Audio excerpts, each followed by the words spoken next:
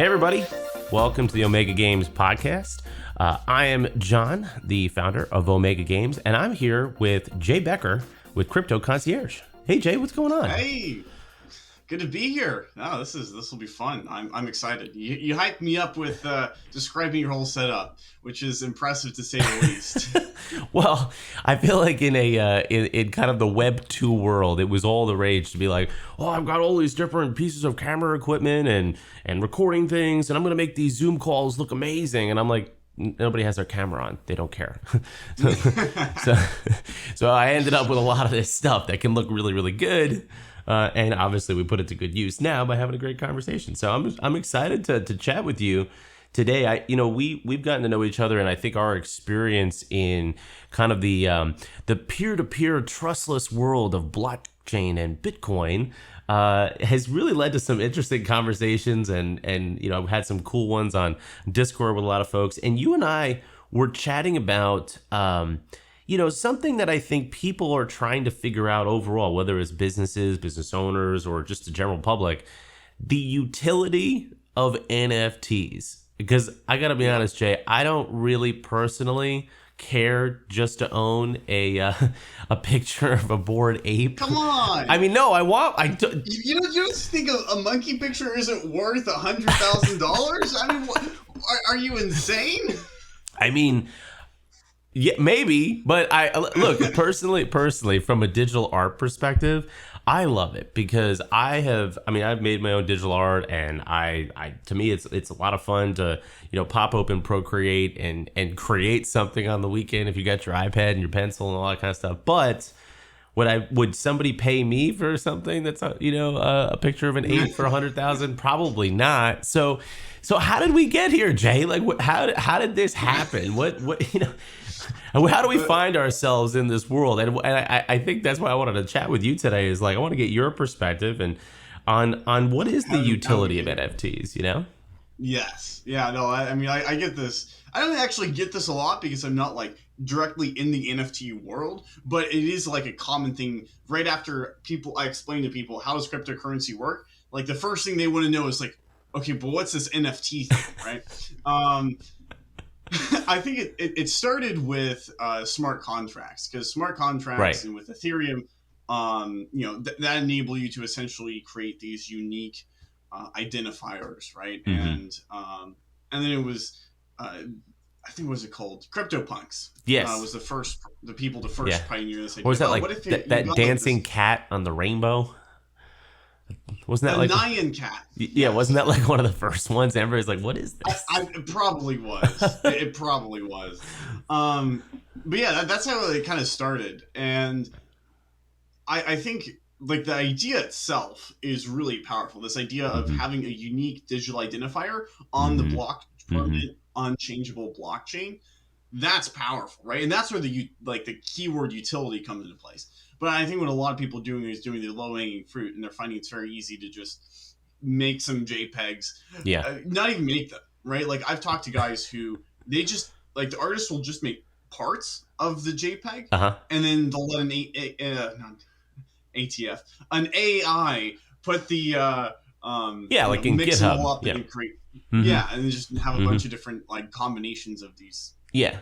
Pictures. Well, I love what you're saying about this concept, though, and I think this is really where, especially here at Omega, we are actively interested in games and gaming projects and membership projects that different companies are putting together that incorporate the NFT technology for the specific reason that you mentioned, which is digital ownership and digital identifiers. And I think the blockchain allows you to connect with your peers in a way and receive a tremendous amount of behavioral data about your customers or clients through the use of that smart contract and that engagement in ways that you didn't have the ability to do with maybe more traditional types of technology. So one of the things that I've found really fascinating about the entire idea around NFTs is, like you said, it's almost like digital deeds, right? That's what they are to me. They're identifiers of ownership of something in maybe the physical realm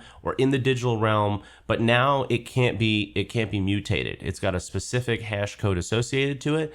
And the added kind of cool piece to it is that you can layer this, this piece of artwork on top. So, I mean, the PNG itself, or the JPEG, it's just simply digital art, right? But what makes it Well, unique is ownership. yeah. Well, and I mean, like, and not to like disparage the artist community that is using NFTs legitimately, right? Because Yeah. I know some artists who are like legitimate artists, and Hmm. they use an NFT as like a certificate of authenticity of like, hey, you own this NFT, you own this piece of art. Oh, And sure. I think that's like, if we break it down to its core, like exactly what you're saying, like NFT is just, it's this immutable entry in this ledger, right? Hmm. And we can tie to Hmm. anything. I mean, I think that right there is, I think that could change everything from like buying houses to cars to Absolutely. like this, even like family histories, right? Because imagine if we were Hmm. to push out the timeline to 1,000 years, right? And if each person's birth and death and like identity, if you will, was recorded in an immutable blockchain, you could trace like full on family lineages down, a couple thousand years or so, right? Like, I know that seems really long term for what seems to be a fad, but I think the power is just, it's incredible in what can be done and what I have seen done on this. But yeah, no, it's No, I completely agree, and I think what, like you're saying, how we can track and manage that data is critical for how this technology, I believe, will be implemented. So a couple of examples that I've heard and actually been presenting to to some colleagues is, let's say you have this idea that you want to drive, let's say, individuals to a specific geolocation, right? And you gave them the NFT that was coded, right? There's unlockable content that when they accessed a certain place, whether it was physical or digital, that then they would either receive something like a push notification to their phone, or they might be able to unlock a piece of content that can only be either specific to like an access code or to a place on the planet. There's a company that's allows you. This is not an NFT company, but it's kind of cool to think if they went this way, where if you go to a specific point, geolocation point on Earth, on your phone, if you have this application, a family member or anyone can basically drop a piece of content that can only be accessed if your device is within like 10 feet of that pin. ooh, So when that's interesting. yeah, so they were saying, well, leave a memory for your grandkids, and they got to go on a trek across this place in the world. So it's this engaging experience, and then if they want Oh to wow. hear that recording that you had, they have to go there to do it, right? Or, oh, this is a family photo that can only be seen if you're in this, on this top of a mountain or something. So it's like you're starting to see these types of technologies emerge, and I think that NFTs will be the next piece of how we create these types of community aspects for, well, everyone who has this NFT can now experience this really unique engagement, right? So you've got things like geolocated access. I mean, I was chatting with someone and said, hey, you could make an NFT that's got an unlockable piece of content that only the owner can click on. Let's say when they get that NFT through whatever exchange they buy it on, etc. But let's say it's a pin code for a door somewhere in the physical world. Well, only those people have that access pin. So now they all know that in that club, they're the only ones with those ownership of those specific NFTs that gets access, let's say, to a floor of a building or to, a car, right? Something that you can only unlock with a pin code or something like that. So I think the utility of NFTs is to create communities that can engage with each other to really create what I would consider bespoke experiences. So for businesses, increasing customer experience is how you can utilize this technology. And then, like I said, because we can see all of that behavioral data, we know how many times that pin code was accessed, by what hash, etc.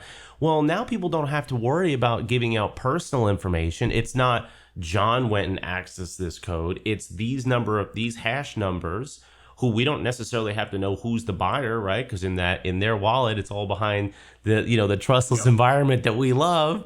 But we can still say, hey, this is the number of times that this got accessed. And then we can say, wow, maybe our users want these experiences or want to optimize in this way. To me, that's the future of how NFTs are going to be utilized and actually make sense if you're thinking about how to increase that customer service experience. Yeah, well, I think, I think like the use of NFTs is like almost limitless, because I think it's like the same way as paper, right? Well, imagine all the uses we have for paper, right? Like that's you'd be a very long list, right? I think it's just like how we can use this technology coming in the future. I think it's just going to be as ubiquitous and natural to the next couple generations as, smartphones are to us, or like any of our key pieces of technology. I mean, it seems simple, but I think the most powerful ideas are the simplest, right?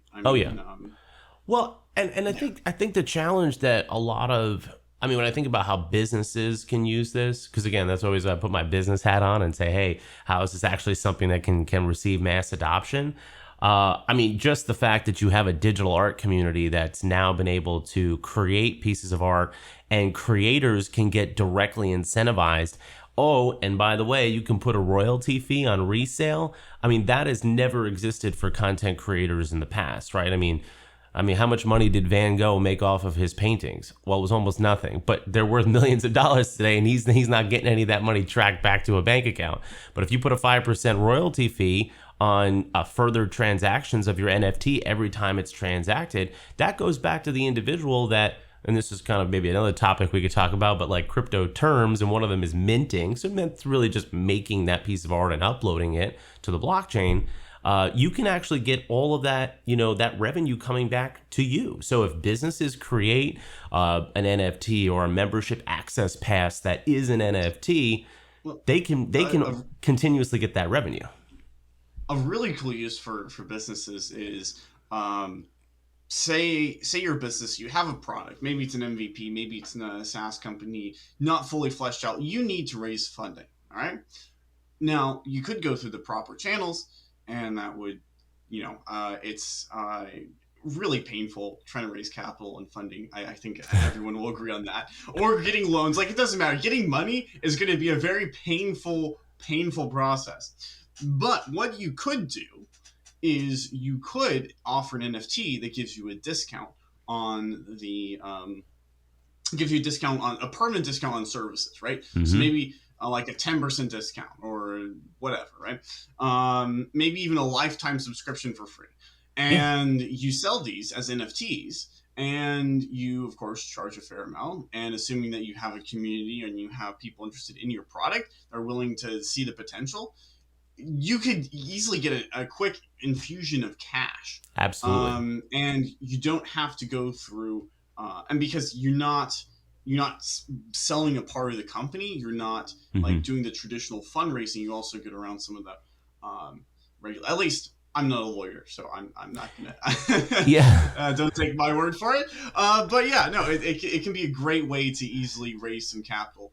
Again, you can use it for as memberships. I've done some consulting with some people who are interested in like, hey, how could I use NFTs for a gated community? Absolutely. How can I use NFTs for I use NFTs, so I'm going to be right after this. I teach a class on Fridays about cryptocurrency and how to use it in business, right? And one of the things I'm starting to do is POAPs. Proof of attendance tokens, and they're kind of like badges. Yes. You go to a conference and you get the badge. Well, POAPs are the same thing, and so it's a great way to encourage people to attend, and absolutely just things like that. Well, and I like what you said about gated communities, and I think when we think about community access, again, all those individuals that attend, let's say, an event, or are part of a let's say a Discord server. By incentivizing them to connect with each other based on, this is something that we can identify with. We own this, NFT, or again, adding that artwork to that smart contract makes it visual and helps people understand that there's some meaning behind it. I mean, I look at what Tiffany did. I think it was couple weeks ago. They Oh yeah. delivered a pieces of actual jewelry that were NFT creations from those images. So the NFT holders of those specific CryptoPunks now had the opportunity to buy a physical piece of jewelry that represented their ownership. And there was only 50 of these made, and they were like custom, and it was done in a very, very cool way. So you think about that, it's like, wow, now it's coming back to the physical realm. And I like what you're saying about POAPs, because I'm all about that as well. Seeing who attended that conference and has that token, is a token holder with you. Maybe you didn't get to meet them, but now since you can see the other token holders in that community, because let's say there's a Discord server behind a certain level of attendance, you can say, wow, I know these people made that same investment that I did, and whether it's their education, whatever that conference was for. And then that's an automatic conversation starter that you don't have to be wondering, who are these people? You have something common and unique together that you share. So I think that's how, again, companies, people, businesses, especially like you said with membership programs, I've been talking with numerous companies about this, is, hey, do you want to create, and you should create, a membership program that gives some value to your audience, that, again, you can use the NFT for that technology distribution. So you're not just managing something in the background, but you're giving them some piece of value that says, hey, all the other individuals who buy this level or subscribe to this service or this, piece of content are also these individuals, and you guys get a special community wherever that exists. And you're able to know immediately, hey, these folks have made that same commitment or investment that I did. So I want to reach out to Jay. I want to talk to him about that, because, hey, I saw you're a token holder. Makes sense, right? I think one day we'll just have in our wallets, like on our devices, all of our NFTs, and people are going to be saying, oh, well, that's the guy that likes to go do bird watching and beekeeping because he's got those 2 NFTs, and this is a Minecraft player. And it's just all of those different things about us, our personality, that is focused on, like we said, behavioral data rather than personal. I don't care when someone's born. I care what's important to them and what they do and what they're going to want to interact with me on, and where is our common interests, right? Yeah. No, I mean, I think it'll be like, kind of like, one of the cool uses is what you're saying, like achievement tokens, right? Mm-hmm. Like, congratulations, you did this thing, right? Yeah. I think that just make life so much more interesting, right? You climb to the top of a mountain, achievement unlocked, summon the Mount Hood, Well, we do that every day, right? I mean, we tell everybody what we do, where we go, what we wear, what we eat, we always kind of, I think I love what you're saying, because this is why I wanted to position Omega. I didn't call it Omega Blockchain Games. I called it Omega Games, because I think gamification to your everyday life is on the horizon. And that's where, you're saying, how do you incentivize someone? Like I said, we can talk to a city about how to incentivize people to go to different landmarks. Maybe there's a historical society, or there's a monument or a building or a restaurant that wants to create foot traffic. We'll give people some incentive. Why should they come down there? What's important? What do they unlock when they get there? Because we are, that's like you said, we're achievement junkies, right? We always want to get that sticker and that star. That's how we're, and not for the, not for lack of a better term, but like, we kind of like that. What was it? The presentation generation. We want to get a little, presentation award. There's nothing wrong with that. I always hated those. Yeah, but, I didn't care about it. I was like, but we all want to win. Remember, we all do want to win, so we always want to achieve something. Yes, absolutely. I mean, remember Pokemon Go, right? You had these where people were incentivized to go different places, and then you had like these businesses that got like no foot traffic, and all of a sudden they're just swarmed because there's some, I don't know, Pokemon gym or something. I don't know. I never played it. I think that was a really. It's an interesting though. At least I haven't seen another Geo game like that, like that has had that effect, which is kind of interesting now that I think about it, because it was such a hit back in 2016 or so.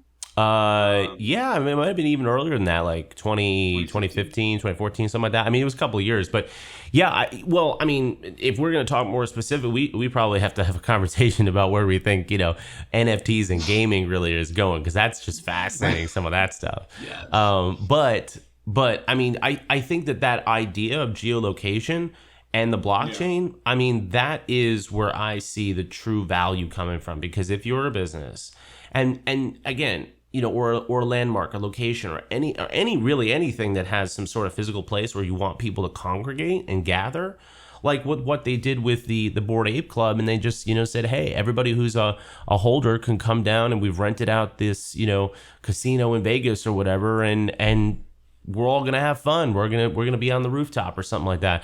Again, all those people now, like you said, almost that's the achievement unlocked. But think about the human to human connections that you're making when you're sitting next to somebody at, let's say, an event like that. Well, you already know that they must be this type of person to own this type of thing or be involved in this type of community. So it reduces my barrier to entry to say, oh, well, I already know Jay. He's into all these same things because he bought all these different things. That's the same. I know his somewhat of his mind process. Let me go and have a conversation with him, and I bet there's even more that we have to talk about. So that's the one thing that I would say too. I think it's really important for individuals who are not, I would say, crypto savvy or NFT savvy right now about this entire movement towards Web3 and Web3 transformation. It's really about creating more human person to person connections. And the blockchain, I believe, actually allows us to be more personal while being more decentralized and spread out across the world, which is amazing that we can create connections in micro communities using technology that's so, broad and expansive. Yeah. I mean, I think it's the time to be in this space. I think yeah, it'll be interesting to see how it evolves. Mhm. But I guess my question to you is like, what like specific tools do you think people could use right now, like for in their business? Yeah. Oh no, that's a great question, Jay, and thanks for asking that. I really like this idea of membership programs. I think a lot of businesses have existing, subscriber type content that they already may have like on a website or like. I mean, think about it. It's like the same thing of like, buying an educational course, anything that you want to create a community around that has kind of a gated paywall. And NFT is a way to incentivize that engagement. And again, allows them to have something that they can take away. And it's not like, oh, I just have a subscription and I get an email in my inbox. It's something that they can almost really, because it's on their phones, hold it in their hand, and it gives them that incentive. I'm talking with a number of companies who are interested. Omega will be launching its own membership program where we're going to collect, incentives from businesses that if you buy the Omega Games pass, that yearly pass or whatever it is, you're going to get 10% off at this place. You're going to get a free, hour here of this, or you're going to get engagement here or you're going to get to be able to go to this specific, conference for half off or whatever it is, because they're wanting to get that advertising out there. We want to create a group and a community because that's what we're all about, right? Is finding people who want to play games and engage together. So I think that's an easy win for a lot of businesses. That instead of getting that the Starbucks card, we got to punch it. I mean, think about it. You could actually create the NFT that has unlockable content. And I mean, we can get into this in the future, but NFT merging allows you to send Mm, another NFT or update a current NFT that someone has from a content management system where, yeah, if they do come in 10 times to your business, you can send them a crown. Think about how cool that is. That's how it gamifies your space. So I think membership programs, subscription type programs, anything with gated access. And if you're listening and you're like, this sounds awesome, but I have no idea where to start. Well, that's why you got to talk to Jay and I, because Jay can help out with figuring out how we can integrate the payment systems and we can create the NFTs for you. So that's kind of what we're talking about here. But I think that's a great question. And I think that's probably one of the easiest ways that a business could get involved with something like this to start. yeah. No, I mean, also like a whole other one is like tickets to events because a Oh lot of yeah. people, Oh like yeah. if you have like if you got an event, you can tickets, you can do exactly like what you're doing and get like get other vendors and other people, other businesses to say, hey, I'm having this event for these X people, and you want to throw in a bonus or free material, or whatever it is, right? And then it makes an even greater incentive. And then afterwards, it has a nice shelf life. Like imagine, imagine if the tickets to, I don't know, the world premiere of Infinity War, right? Imagine if the celebrities that went to that showing got an NFT, right? That would be like a super collectible item, right? Yes. And then every time they bought or sold it, then Disney or whoever produced the ticket would get royalties back, right? Absolutely. I mean, I think it's just really powerful. Yeah, I mean, and again, we could probably do an entire episode on this, but just provenance and how I see ownership being defined and traded is in the sense of there is going to be a collectibles market associated with NFT ownership once you have a certain amount of time go by, in a sense of the right. Bored Ape that somebody like Snoop Dogg owns personally or has owned in the past will become collectible due to the fact that they've owned it. Just like game used jerseys or anything that has now some sort of provenance associated with it.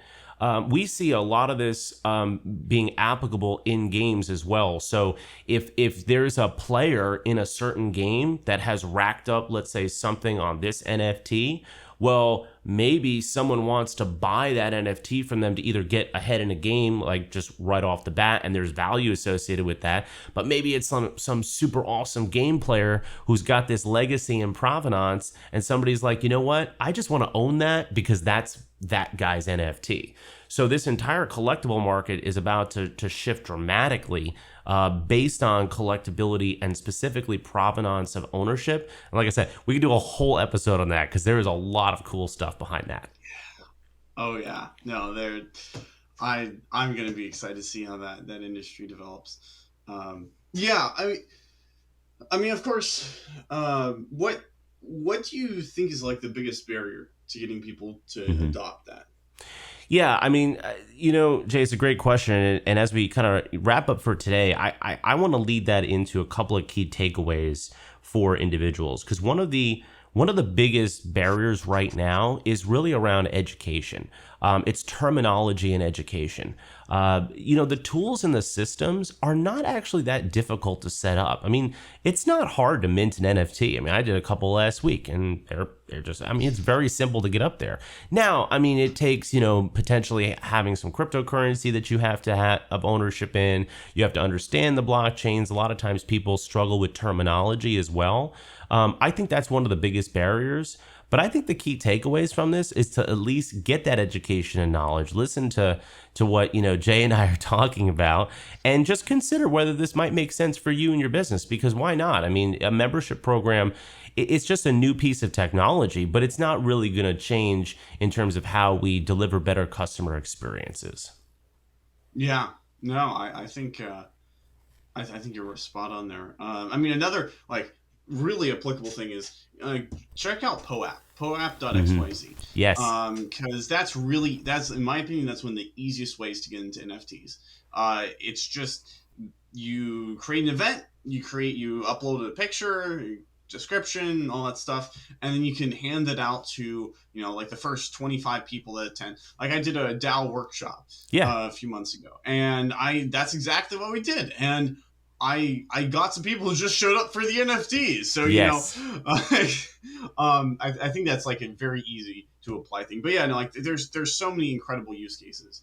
And I think in the future, just every business is just going to it'll be like, hey, do you have your website? Great. Yes. Do you have, an NFT system? Excellent. Yes. I mean, I think we're running out of time here, but I think the other key thing is see more than just people just see all the scams and they think that that's what the industry is. Oh, NFTs are just scams. Oh, celebrity released an NFT collection.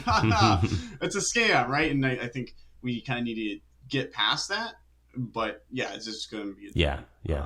Well, I couldn't agree more, Jay, and I really appreciate you hopping on board today. And I thought this was a great episode. Thank you to the listeners tuning in. Obviously, if you want to get in touch with me or Jay, there'll be some links in the description below. Subscribe to our channel, share the video, have a conversation. That's what we're all about. So we look forward to seeing you next time. Thanks so much for joining us, and thanks, Jay, for being here. Yeah, thank you for having me on. Awesome. Have a great rest of the day, guys.